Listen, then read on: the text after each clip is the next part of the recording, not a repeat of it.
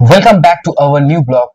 তো আর্টিস্টের জন্য আজকের এই মেসেজটা, অনেকেই যখন তোমাদের কাছে ক্লায়েন্ট আসে তখন তোমরা কি বলো, দাদা আপনার বাজেট কি আছে, বাজেটটা বলুন, সেই হিসাবে কিন্তু আপনাকে ট্যাটু সার্চ করে দেখাবো।